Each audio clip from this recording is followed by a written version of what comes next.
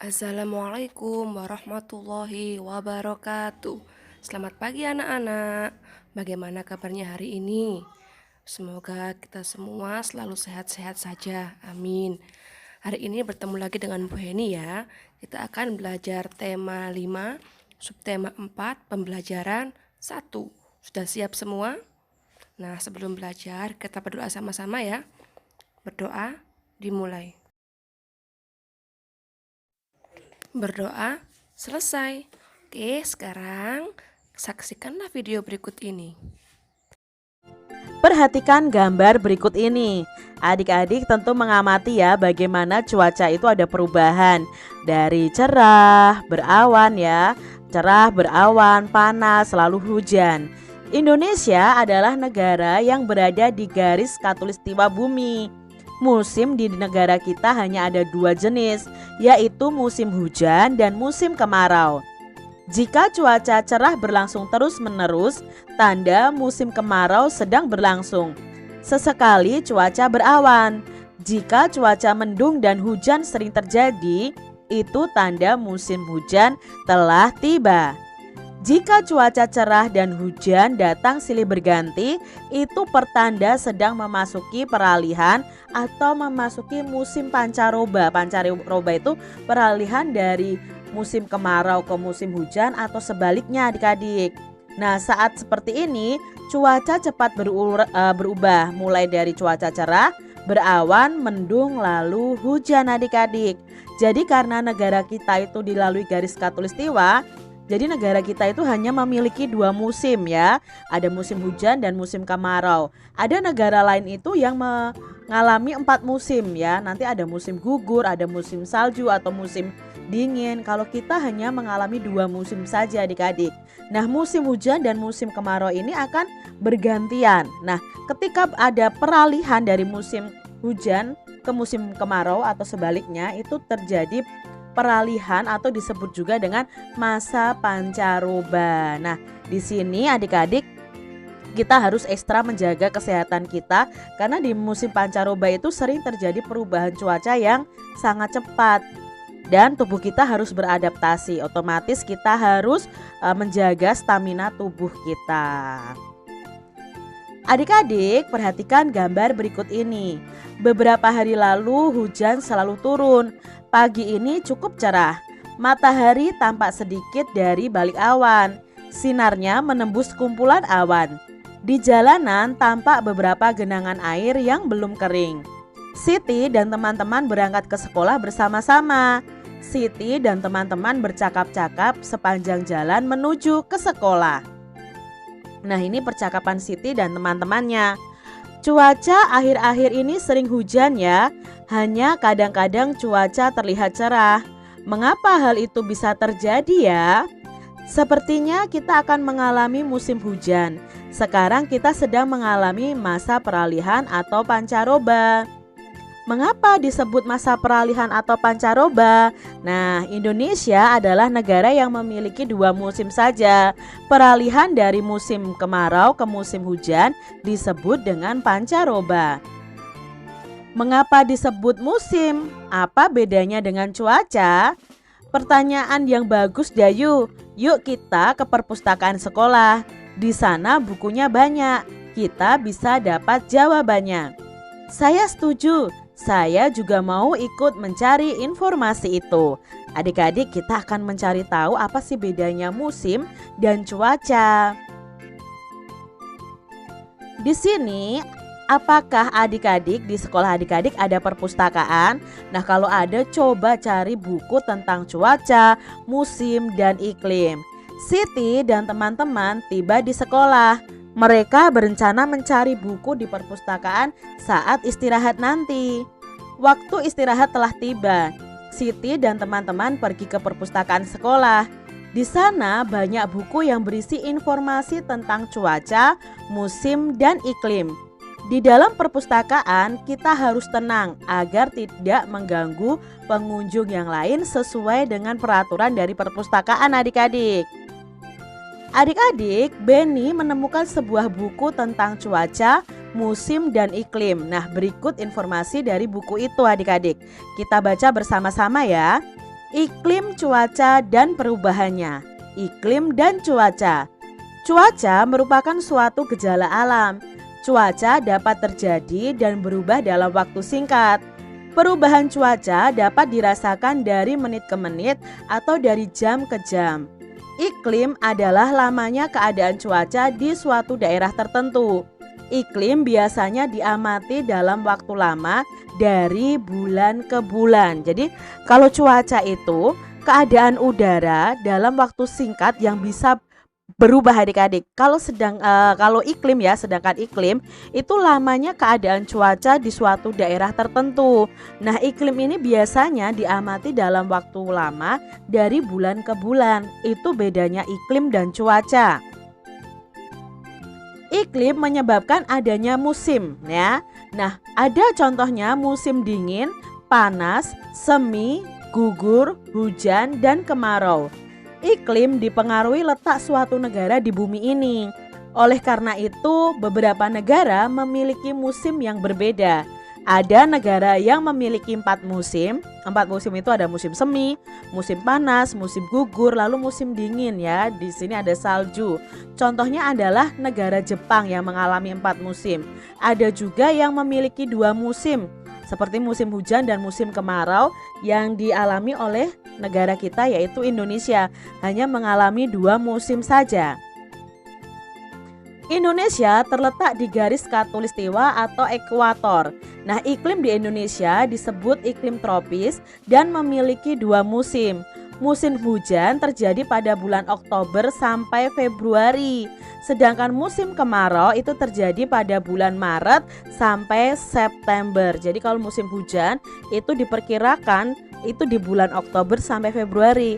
Kalau sekarang masih di bulan Januari, otomatis kita itu masih di musim hujan. Sedangkan musim kemarau itu bisa terjadi antara bulan Maret sampai September ya adik-adik ya. Diambil dari bumiindonesia.wordpress.com. Adik-adik, informasi apa saja yang diperoleh dari bacaan tersebut? Nah, bagaimana Dayu? Apakah kamu suka dengan buku tadi? Buku ini sangat membantu Beni. Saya makin mengerti tentang cuaca, musim, dan iklim. Terima kasih. Wah, saya jadi bertanya-tanya. Apa itu garis khatulistiwa? Dari mana kita tahu kapan datangnya musim hujan dan kemarau? Tanya Siti. Teman-teman, apakah bisa membantu pertanyaan Siti? Saya tahu jawabannya, tetapi tidak sekarang. Datang saja ke rumahku nanti sore. Wah, seperti ada rahasia saja. Baiklah, kami akan ke rumahmu nanti sore. Nah, mereka akan mengetahui lebih lanjut tentang garis khatulistiwa dan pengaruhnya terhadap musim yang ada di Indonesia.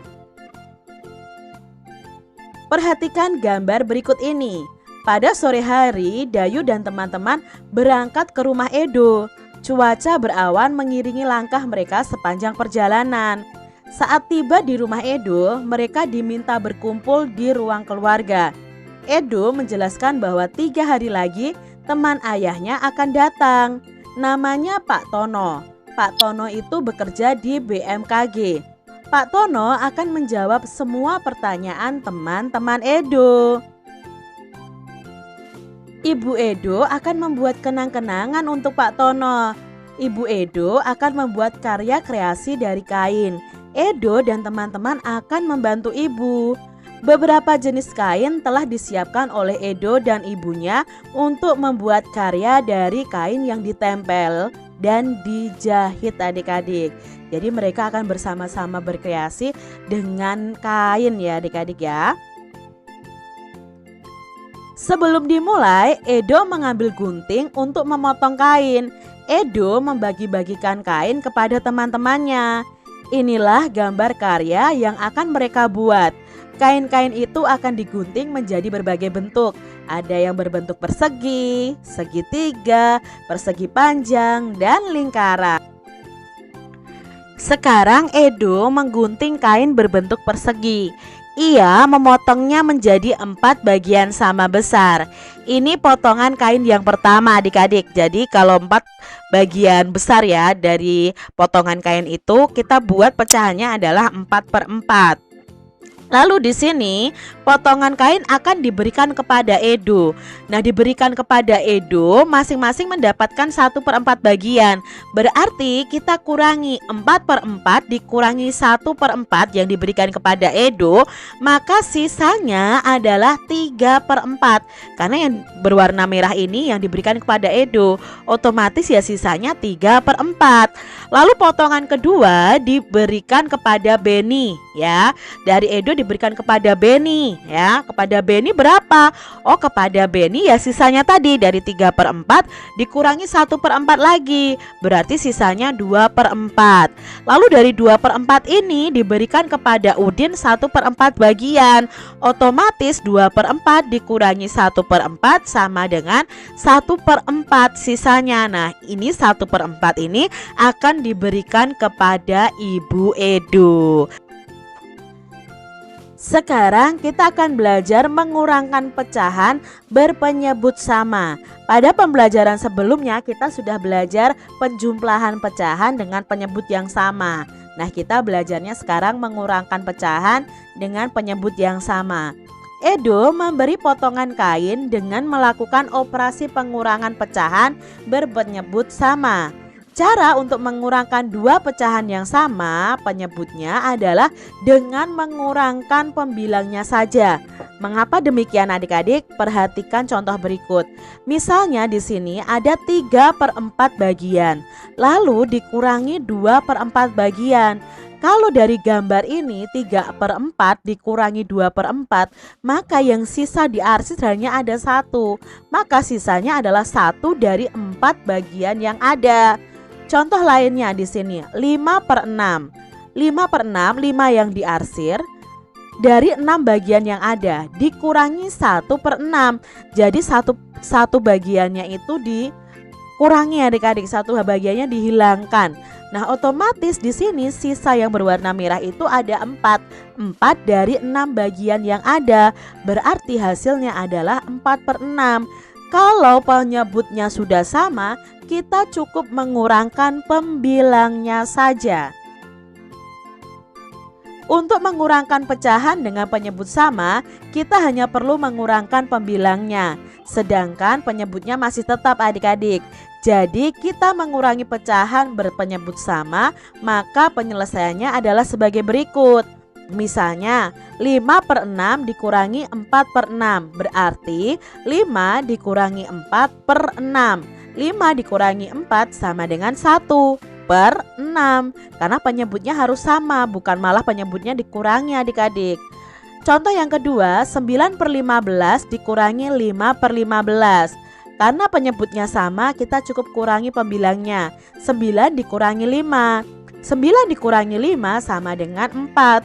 4/15. Seperti itu adik-adik. Mudah bukan?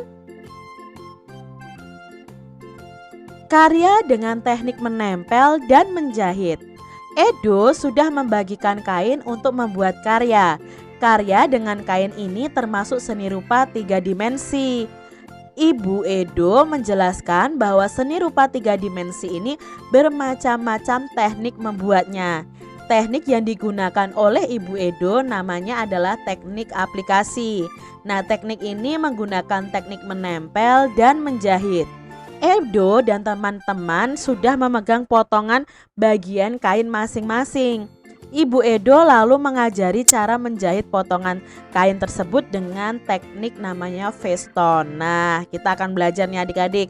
Langkah pertama, tempelkan 2 potongan bagian kain yang bentuknya sama misalnya ya. Lalu perhatikan posisi jarum pada kain, tusukkan jarum sesuai gambar ini ya. Kalian lihat polanya dari A kita buat ke B ya. Nah, dari belakang kita masukkan ke dalam lingkaran atau ke dalam benang antara benang A dan B, lalu kita tarik. Nah, itulah yang disebut dengan tusuk veston. Nah, menjahit veston ke seluruh pinggiran potongan kain. Kalian bisa menjahit vestonnya di pinggiran kain, 2 kain yang kalian gabungkan tadi adik-adik. Nah, langkah ketiga, menempel potongan bagian kain yang sudah dijahit ke kain utamanya. Nah, itu langkah yang terakhir adik-adik. Bisa kalian buat seperti itu. Untuk hari ini Edo dan teman-teman menjahit dan menempel potongan kain yang berbentuk lingkaran dan sepertiga dari lingkaran. Mereka akan melanjutkan karya ini sebelum Pak Tono datang ke rumah mereka.